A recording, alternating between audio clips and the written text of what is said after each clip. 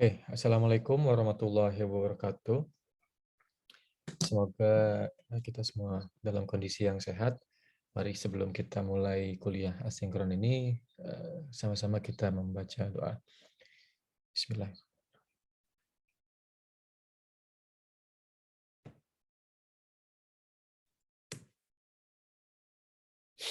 Ya, oke, hari ini, materi kuliah asinkron kita akan membahas tentang mechanical noise sebagai bagian dari subtopik mata kuliah rekayasa akustik arsitektur kita. Gitu ya.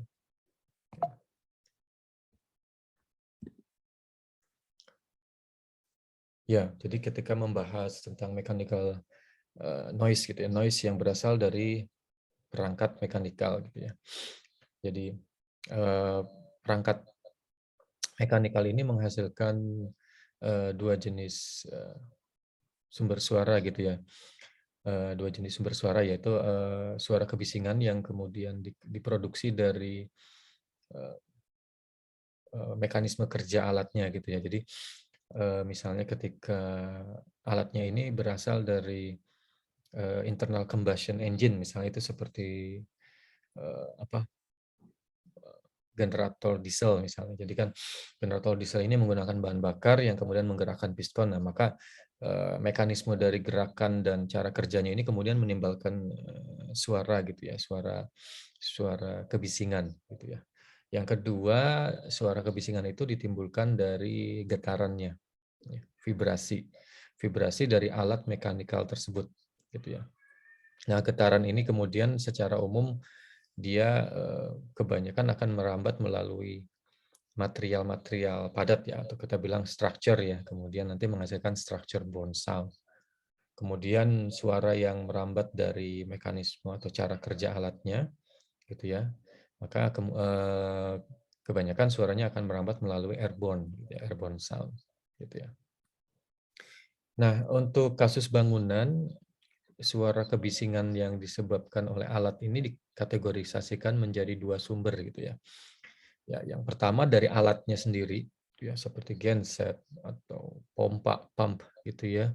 Kemudian boiler ya untuk pemanas air misalnya, air handling unit untuk AC misalnya. Jadi satu sumber yang dikelompokkan menjadi equipment gitu ya.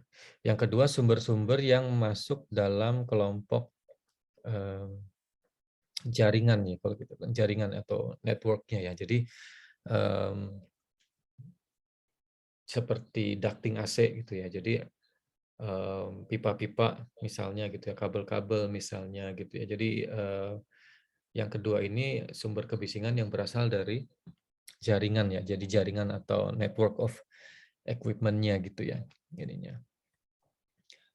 Nah, jadi nanti kalau kalian lihat misalnya ini contohnya misalnya air handling unit gitu ya. Jadi nanti di sini ada kebisingan yang kemudian bersumber dari nomor satu itu alatnya gitu ya. Jadi, nah ini alat gitu ya. Iya ini alatnya gitu ya. Nanti kemudian ada juga kebisingan yang dihasilkan oleh jaringannya gitu ya. Misalnya ini contohnya ductingnya gitu. Ini contoh yang bisa kita lihat dari sumber kebisingan yang berasal dari alat mekanikal dan jaringan mekanikal gitu.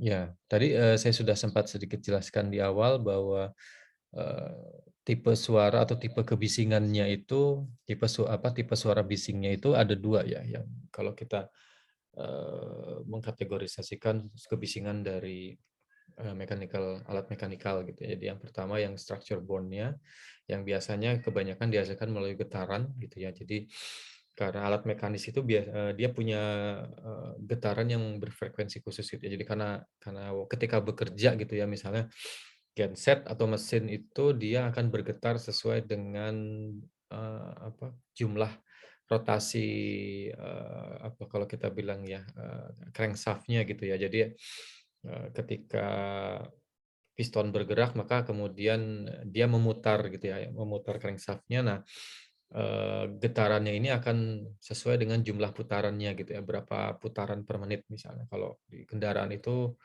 eee, ditunjukkan dalam satuan RPM misalnya, rotation per minute misalnya. Nah, maka ketika RPM-nya naik, maka kemudian getaran juga akan semakin tinggi frekuensinya, kira-kira seperti itu ininya. Yang kedua yang airborne sound gitu ya. Jadi airborne sound ini suara-suara yang kemudian ditransmisikan melalui udara yang berada di sekitar alat tersebut gitu ya ininya. Nah, ini kurang lebih skenarionya. Jadi kalau kita lihat di ilustrasi gambar di sini dari sebuah alat mekanikal gitu ya yang berada di dalam satu ruang mekanikal. Nah, suara kebisingan yang terjadi di ruang mekanikal ini akan merambat ke ruang lain gitu ya, melalui dua macam perambatan ini ya, airborne dan structure borne gitu ya. Kalau kalian lihat di sini yang merah ini airborne gitu ya. Ini contohnya yang merah gitu, ini airborne. Sementara nanti yang structure borne bisa jadi tadi karena getaran dari alatnya gitu ya, maka dia bisa saja merambat lewat misalnya lantai di sini atau merambat lewat struktur di atas gitu ya. Ya. Jadi ada dua macam noise yang kemudian keluar dari ruang mekanikal ini yang kemudian harus kita respons gitu ya. Nah, mungkin di awal di minggu lalu sudah sempat saya sampaikan bahwa ada dua juga cara atau strategi dalam menghentikan noise ini. Ya. Jadi kalau airborne sound itu sangat efektif untuk dihentikan atau diisolasi gitu ya, dikurangi energinya dengan memberikan pembatas atau ya barrier atau material yang kemudian berkarakter berat gitu ya, memiliki berat jenis yang tinggi dan kaku gitu ya. Jadi yang mass and stiff gitu ya. Ininya. Sementara airborne sound, structure borne sound itu akan lebih efektif untuk dihentikan dengan airtight gitu ya. Jadi artinya materialnya tidak bersentuhan dan tidak ada udara yang kemudian bisa menyalurkan energi suara tadi gitu ya untuk lompat ke material yang lain gitu ya. Jadi airtight concealment itu efektif untuk mengurangi jumlah structure borne sound, sementara material yang berat dan kaku efektif dalam menyerap airborne sound gitu ya. Nah, tapi kemudian sebelum treatment atau respon noise ini dilakukan lebih jauh dalam skala ruang gitu ya. Nah, biasanya ada upaya-upaya untuk meminimalisir ya, untuk meminimalisasi besarnya energi getaran yang kemudian disalurkan gitu ya. Nah, kaitannya misalnya ini untuk yang structure borne gitu ya. Karena structure borne ini lumayan termasuk sulit ya untuk dikendalikan gitu ya, karena memang dia merambat mulai struktur dan kalau kita berbicara tentang struktur bangunan itu kompleks gitu ya. Jadi materialnya tidak hanya satu jenis, kadang-kadang komposit dan seterusnya. Nah, maka sebelum kemudian dia merambat ke struktur yang beraneka ragam tadi, model konstruksinya, bahannya dan seterusnya. Nah, ini ada upaya-upaya yang bisa dilakukan untuk meminimalisir getaran dan meminimalisir jumlah energi suara yang merambatnya gitu ya. Nah, di sini misalnya katakanlah dengan memberikan peredam ya, kalau kita bilang peredam antara pada bagian-bagian misalnya yang bersentuhan antara alat mekanikal dengan struktur. Jadi contohnya misalnya kita meletakkan sebuah genset gitu ya di atas katakanlah lantai misalnya. Nah, maka karena genset diletakkan di atas lantai kemungkinan besar maka dia akan memiliki semacam kaki gitu ya atau penyangga misalnya. Nah, bagian penyangga ini yang kemudian biasanya ini kan akan bersentuhan langsung dengan lantai gitu ya. Nah, kemudian reduksi gitu ya atau peredaman yang dilakukan pertama kali itu adalah di bagian ini ya, gitu. Reduction of vibrations gitu ya. Ya. Jadi upaya peredaman getaran itu pertama kali dilakukan di sini, gitu ya. Nah ini akan cukup efektif gitu ya. Jadi semakin efektif penyangga peredaman pada penyangga ini, maka tentunya akan memudahkan untuk mengalirkan energi menghentikan energi, eee, yang menuju, bangunan gitu ya, ininya.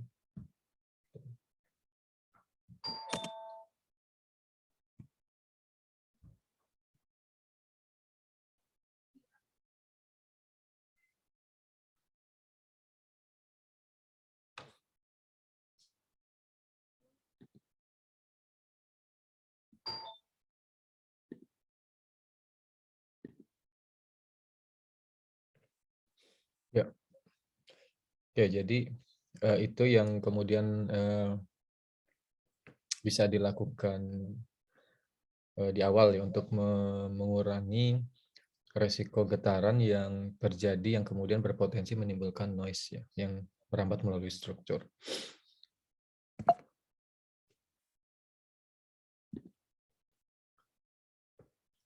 Ya. Nah ini, ada perbandingan gitu ya. Jadi bagaimana, sebuah proses isolasi suara itu akan bisa menjadi efektif ketika kemudian ada, perangkat atau ada, komponen yang kemudian dapat, mengurangi transmisi getaran dari alat mekanikal ke struktur gitu ya. Jadi kalau nanti bisa dilihat di sini ya, ada equipment yang menggunakan peredam dan ada equipment yang tidak menggunakan peredam gitu ya. Jadi kalau yang tidak menggunakan peredam maka transmisi getaran langsung gitu ya menyentuh dan dirambatkan melalui struktur gitu ya.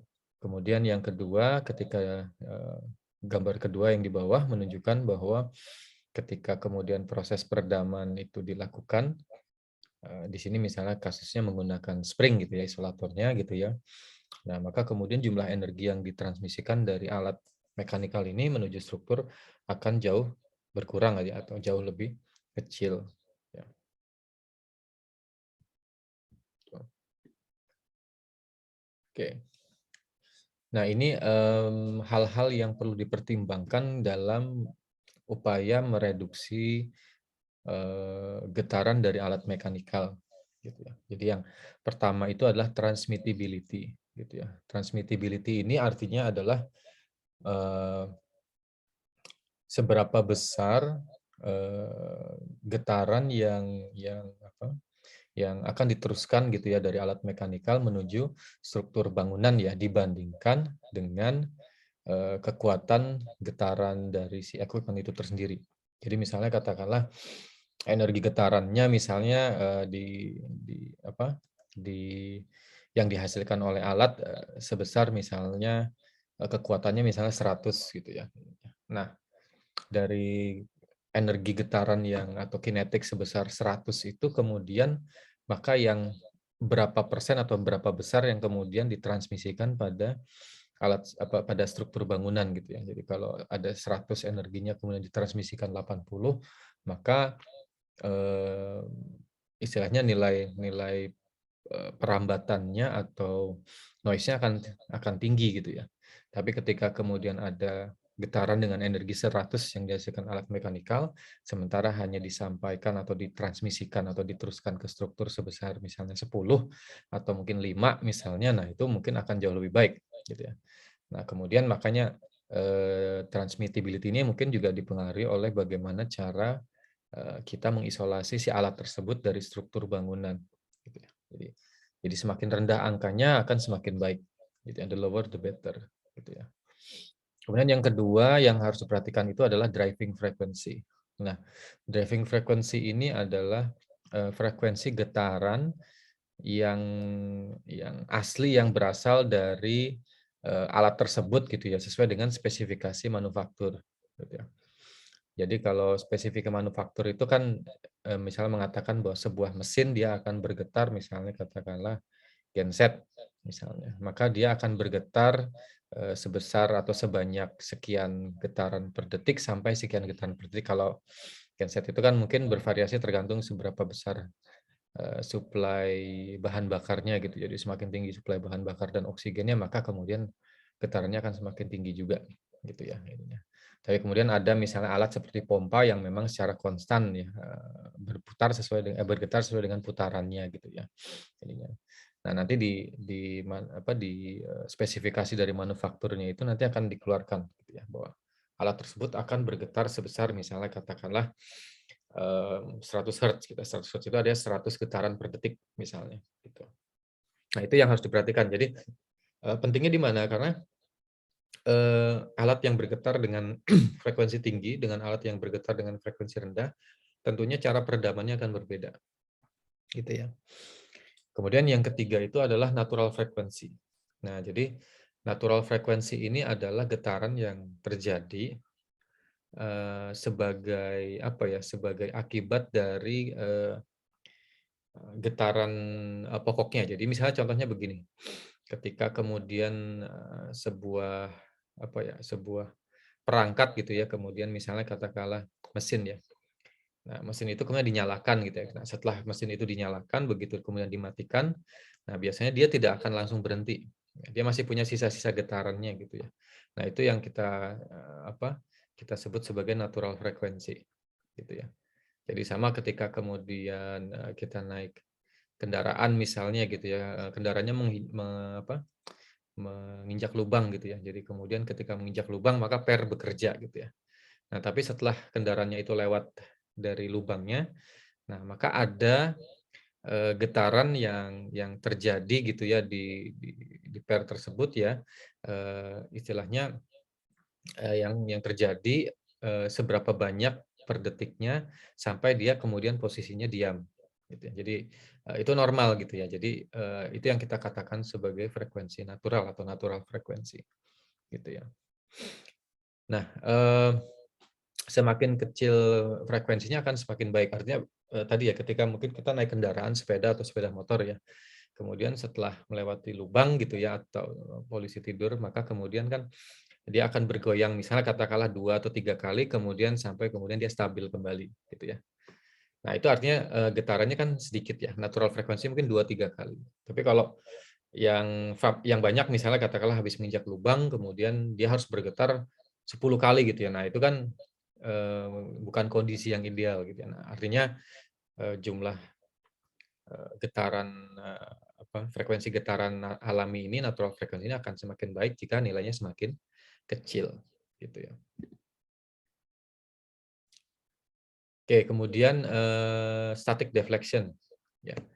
Nah, jadi static deflection ini adalah eee, jarak gitu ya, jarak yang kemudian di sini menunjukkan seberapa besar katakanlah defleksi yang terjadi pada material peredam gitu. Jadi kalau dilihat di sini ini static deflection gitu ya.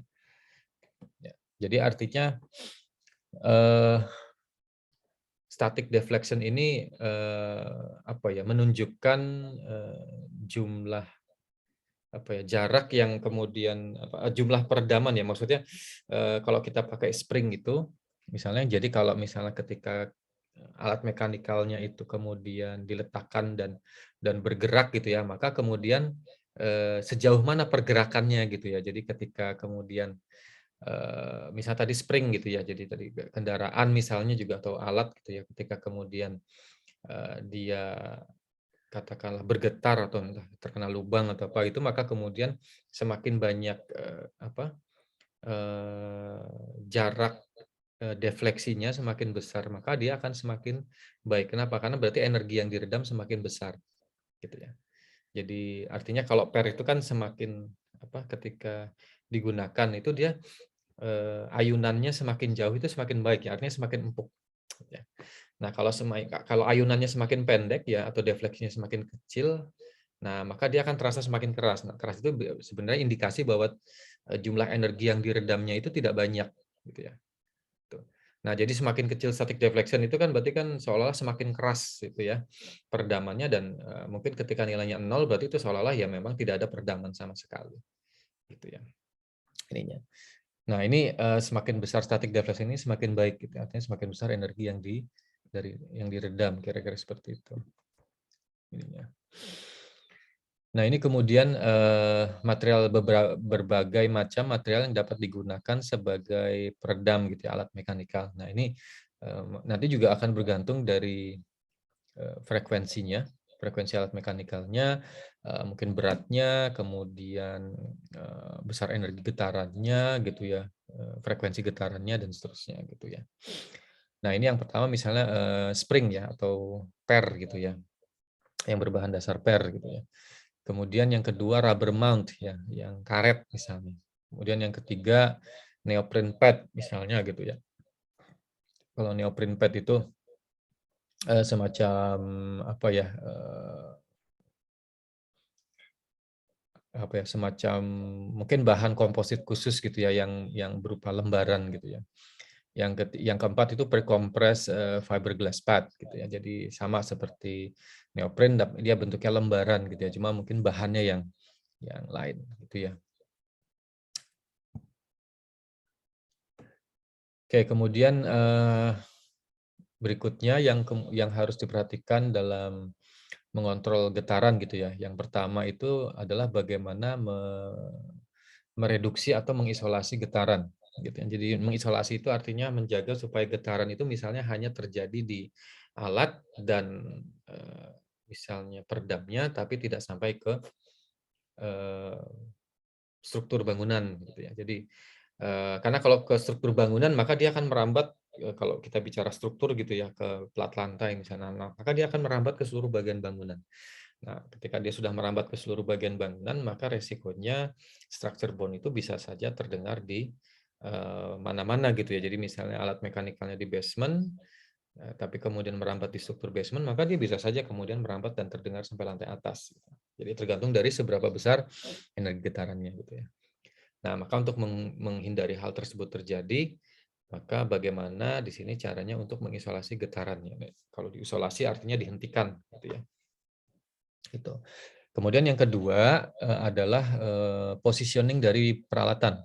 Nah, positioning ini cukup penting gitu ya, misalnya contohnya, bagaimana misalnya meletakkan alat dengan tepat supaya katakanlah energi getarannya itu selain apa ya, tereduksi, tapi juga misalnya, dia tidak menimbulkan, apa ya, tambahan ekses getaran pada struktur. Misalnya contohnya begini, ketika kemudian meletakkan, alat, eee, mekanikal yang bergetar itu di tengah bentang, lantai misalnya gitu ya, misalnya di lantai atap tapi turunnya di tengah gitu ya.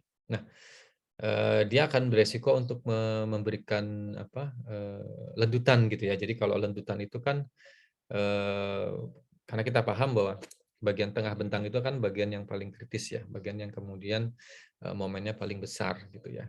Nah, jadi kalau misalnya seperti, kita berdiri di sebuah apa, di sebuah tumpuan gitu ya, titian ya.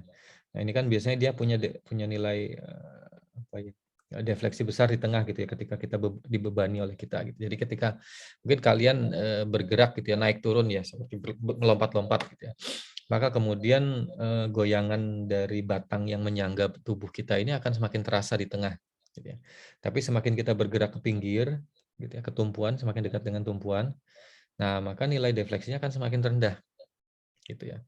Nah, rendahnya nilai defleksi ini cukup, membantu, artinya penyaluran, energinya itu akan apa, disalurkan dengan lebih baik gitu ya, ketimbang katakanlah kita kemudian meletakkan alatnya di tengah, gitu ya. Oke, kemudian, panduan untuk mengendalikan getaran gitu ya. Jadi, gunakan tipe isolator yang tepat gitu ya. Jadi misalnya katakanlah, untuk spring ya, spring itu mungkin akan lebih baik atau lebih efektif untuk, misalnya mereduksi alat-alat mekanikal yang kemudian frekuensi getarannya rendah, ya. Jadi misalnya nilai getarannya mungkin misalnya 10 getaran per detik, 20 getaran per detik, atau 10, 20, 30 hertz misalnya. Tapi kalau misalnya alat-alat yang karakter frekuensi getarannya tinggi, misalnya 1000 hertz gitu ya, maka dia tidak akan efektif diredam oleh spring, gitu ya.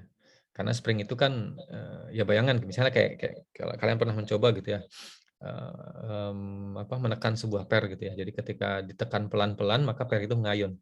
Tapi ketika kalian memukul dengan cepat gitu ya, maka per itu tidak akan mengayun dengan, jarak defleksi yang sama gitu ya. Karena memang karakternya berbeda gitu. Ya.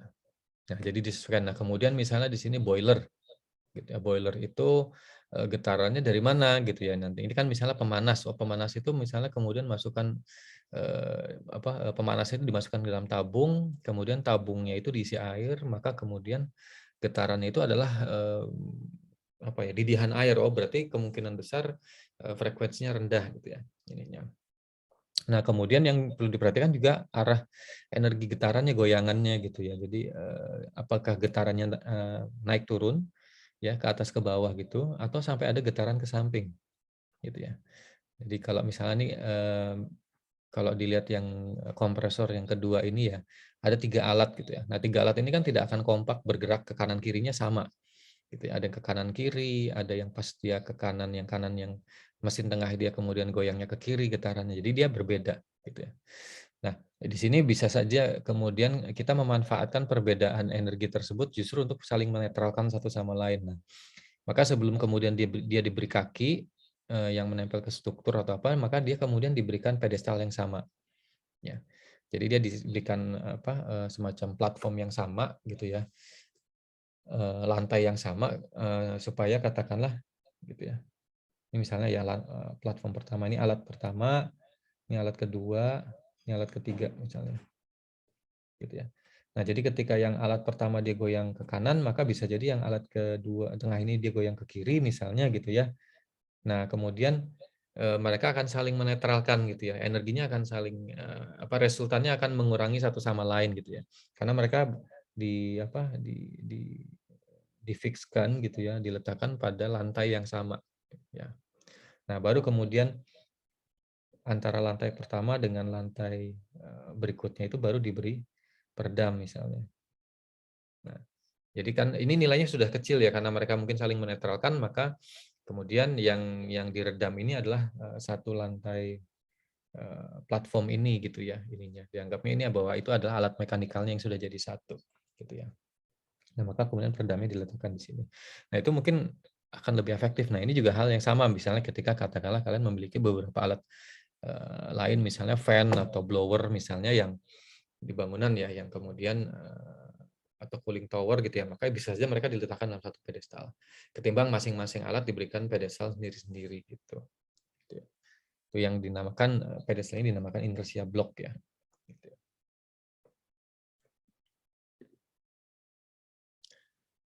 Oke, kemudian ini yang berkaitan dengan network atau jaringan gitu ya. Jadi ketika kemudian misalnya, ducting AC gitu ya. Nah, ducting AC ini kan, dia mengalirkan udara dengan volume yang cukup besar gitu ya.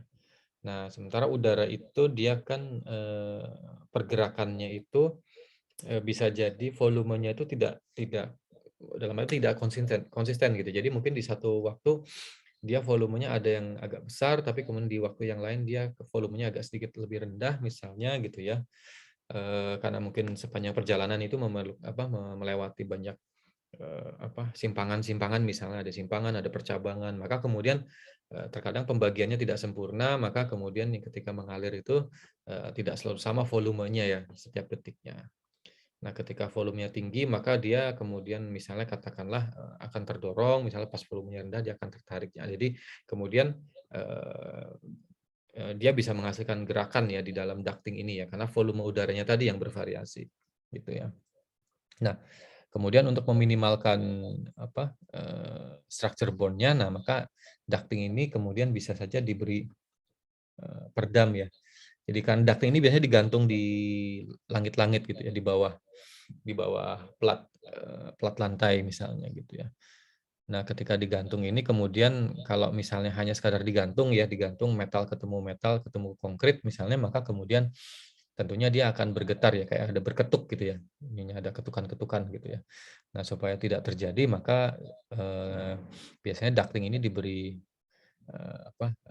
semacam layer resilient ya, layer peredam gitu ya, supaya, eee, apa, suara dengungnya itu kemudian tidak merambat sampai ke struktur bangunan, gitu. Iya. Oke, cooling tower juga sama. Jadi misalnya, ketika kemudian, apa ini equipment ya, equipment ini misalnya katakanlah dia juga kan di dalamnya itu kan ada apa ya, ada propellernya ya, ada kipas ya, kipas yang besar gitu ya. Nah, kipas yang besar ini juga kemudian ini kan dia akan terhubung dengan ducting ya. Nah, jadi ketika alatnya bergetar ya mau nggak mau kan kemudian ducting-nya juga akan ikut bergetar gitu ya. Nah, ini antara sambungan antara ducting dengan cooling tower ini juga kemudian perlu diperhatikan gitu ya supaya getarannya itu tidak merambat sepanjang ducting. Itu yang pertama. Nah, yang kedua itu kan kipas ini kan berdengung gitu ya, drumming gitu ya. Nah, maka kemudian dengungnya ini juga bisa merambat lewat ducting gitu ya. Jadi nanti ducting itu bisa merambatkan suara airborne sama structure bone-nya ya, karena ducting itu kan isinya udara. Ya, kemudian udara yang kemudian dihembuskan berasal dari ruangan yang kemudian berisik ya, maka suaranya juga akan ikut merambat gitu ya ininya. Nah, itu yang kita perlu perhatikan. Nanti neoprene pad ini dia bisa meredam structure bone-nya, tapi bagaimana meredam airborne sound-nya gitu. Nah, ini kadang-kadang di beberapa alat bisa saja nanti kemudian di ducting-nya atau di cooling tower-nya bisa diberikan kisi-kisi peredam ya untuk mengurangi jumlah airborne sound-nya gitu.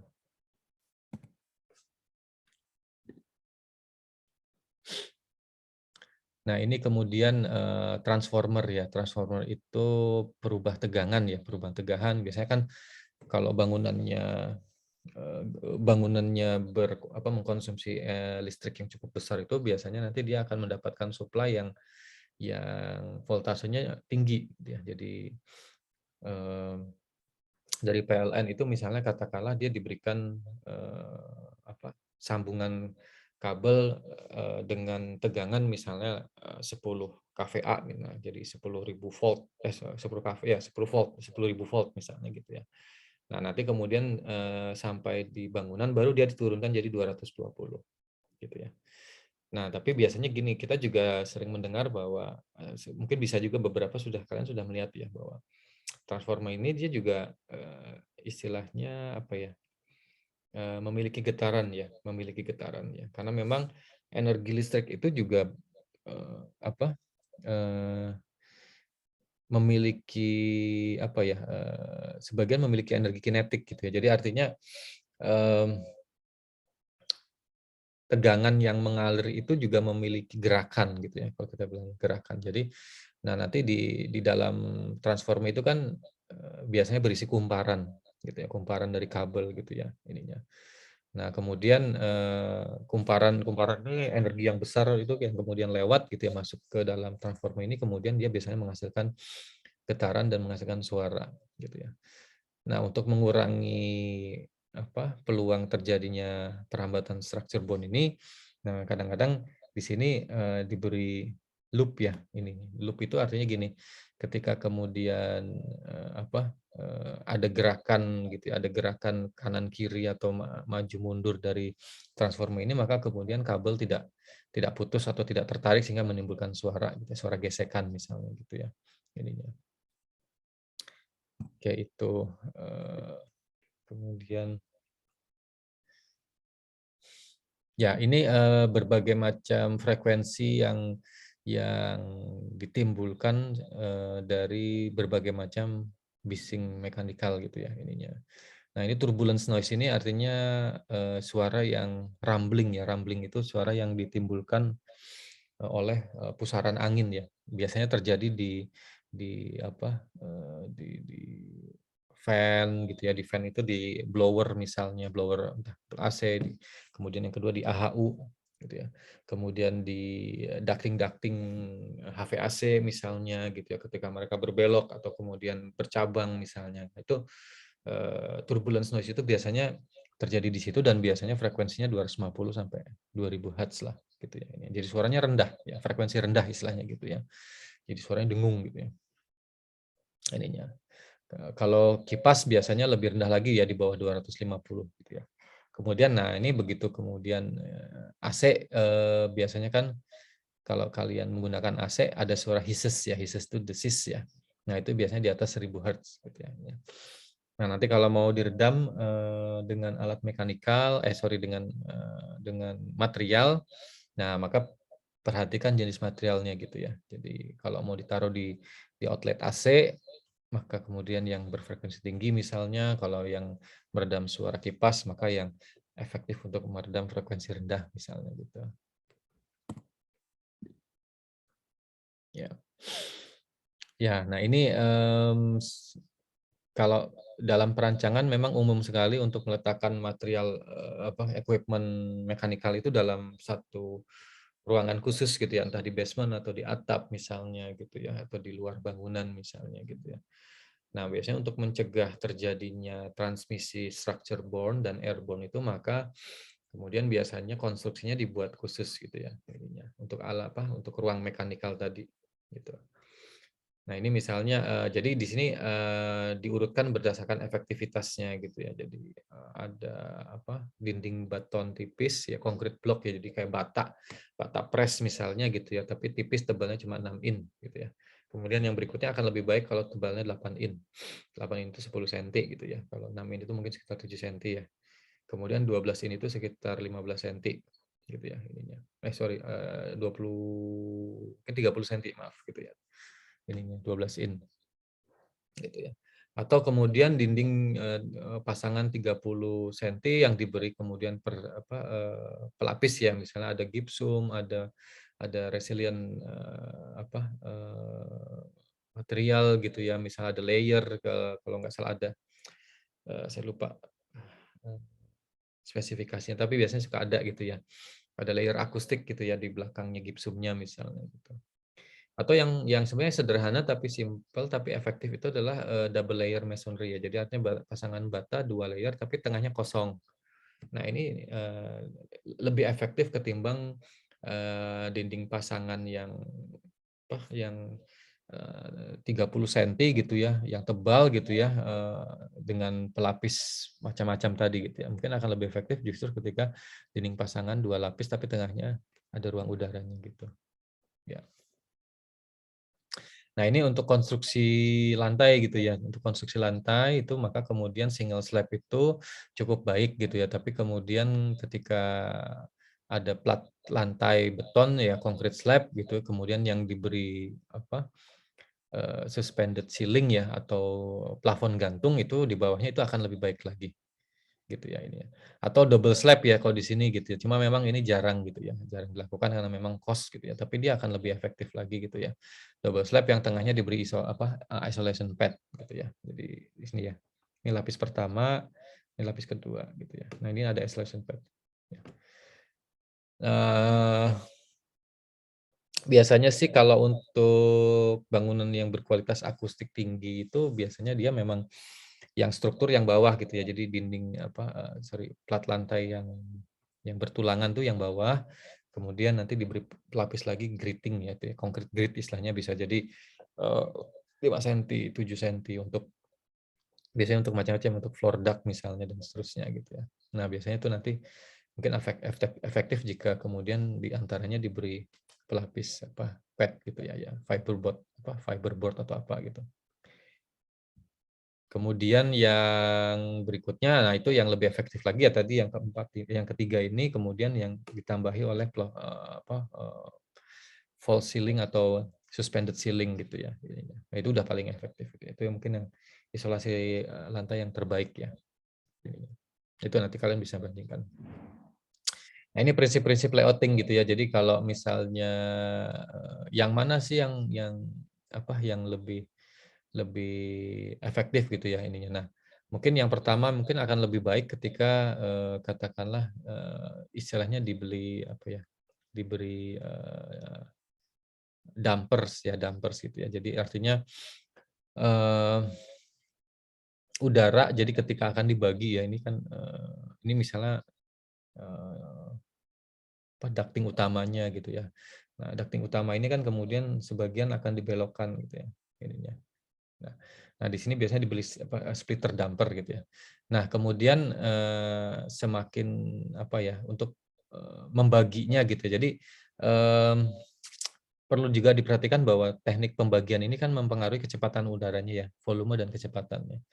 gitu ya. Nah, mungkin teknik yang dibagi dengan cara yang atas itu akan lebih baik gitu ya, ketimbang yang bawah. Kenapa? Karena kalau yang bawah itu kan volume udara tinggi langsung masuk ke ducting kecil, gitu ya. Jadi artinya apa? Volumenya nanti kemudian yang belok itu kan kecepatannya tinggi, volumenya besar dan langsung masuk ke ducting yang kecil. Itu biasanya kemudian nanti akan menimbulkan noise ya itu ya. Jadi kalau garis putus-putus itu nanti biasanya ini ya, ini yang di pinggir ini adalah noise yang terbentuk gitu ya, gesekan udaranya. Nah, untuk mengurangi noise ini biasanya lebih bagus ketika tekniknya itu adalah pakai ducting sekunder dulu ya. Jadi primer ke sekunder itu yang sedikit lebih besar, baru kemudian dibagi 3 yang tersier yang lebih kecil gitu ya. Nah, ini teknik yang mungkin M&E engineer sudah paham gitu ya. Gitu. Oke, jadi kalau di sini bisa dilihat ya dampernya ada banyak ya, satu, 2 gitu ya di bagian-bagiannya gitu ya. Kalau di sini kan cuma satu ya, gitu. Jadi artinya peredamannya tidak seefektif yang opsi yang pertama. Kemudian di setiap belok-belokan gitu ya, tidak menutup kemungkinan kan karena memang, ducting ini harus melewati sebuah rute yang spesifik ya. Kita tidak bisa kemudian semudah minta misalnya katakanlah ini pintas lewat tengah ruangan, tidak, kadang-kadang dia harus muter lewat tepian gitu, karena ada urusannya sama, bentuk plafonnya misalnya, atau alat mekanikal yang lain misalnya, atau bentuk ruangannya. Nah, ketika kemudian, ducting AC ini harus berbelok, nah maka, tidak bisa sederhana yang seperti ini ya, yang di kiri gitu ya, yang nomor satu ini tidak bisa sederhana itu, gitu ya. Jadi ketika berbelok, nah mungkin, dia harus memiliki radius, karena dia kan sebenarnya flow udara ya. Jadi yang diarsir ini adalah ini ya, turbulence gitu ya. Nah, jadi ketika dia dilekuk ini gitu ya, maka kemudian peluang terjadi turbulence lebih kecil. Nah, untuk meratakan debit udaranya. Nah, maka di tengahnya ini diberi fans ya. Fans itu semacam ya kisi-kisi gitulah istilahnya gitu. Jadi jalur gitu ya. Jadi harapannya jumlah volume udara yang melewati jalur 1, 2, 3, 4 itu jadi lebih merata gitu ya. Karena kalau tidak nanti biasanya dia akan menumpuk yang di pojok ya. Gitu ya. Ya. Kalau tidak diberi maka kemudian udara akan lebih banyak lewat yang di bagian sini. Sementara bagian sini nanti kosong gitu ya. Ya, karena memang udaranya kan seperti itu ya, dia debit dan vektornya gitu ya ininya. Tuh. Nah, dengan diberi vents ini maka dia kemudian dibagi ya. Gitu. Jadi tidak ada penumpukan udara di salah satu sisi saja. Gitu. Nah, ini ada beberapa contoh lagi ya, misalnya kalau kemudian dari dak kecil ke dak besar atau kebalikannya, misalnya dari dak besar ke dak kecil itu nanti ada tekniknya gitu ya, yang kemudian tidak bisa hanya sekadar disambung saja kecil ke besar. Nanti misalnya katakanlah diberi apa seperti ini gitu ya. Jadi ini harus beralih, ya, beralih gradual dengan kemiringan ducting sambungannya itu sekitar 8 derajat misalnya gitu ya dan seterusnya. Gitu. Setiap kali belok nanti diberi fans gitu ya. Kemudian kalau bisa belok tidak 90 derajat, mungkin kalau bisa 45 dan seterusnya. Itu akan lebih baik. Gitu. Ini saya pikir sudah mungkin ini akan banyak dilakukan oleh mechanical engineer ya gitu ya, tapi tidak ada salahnya untuk diketahui oleh arsitek gitu ya, untuk memastikan bahwa proses peredaman noise itu di mechanical itu bisa bisa maksimal gitu ya. Oke, di ujung-ujungnya ya, jadi sebelum ketemu outlet-nya, jadi sebelum ketemu kisi-kisi atau kita bilang, AC grill-nya itu kemudian bisa saja di dalamnya diberi peredam dulu, gitu. Jadi nanti yang masuk ruangan itu sudah tinggal udaranya tapi tidak ada noise-nya ya, noise yang dari ducting, noise yang dari blower-nya misalnya, dari AHU misalnya, itu semuanya sudah dihentikan tinggal udaranya gitu ya, gitu. Nah, ini bisa saja dibuat seperti ini, itu.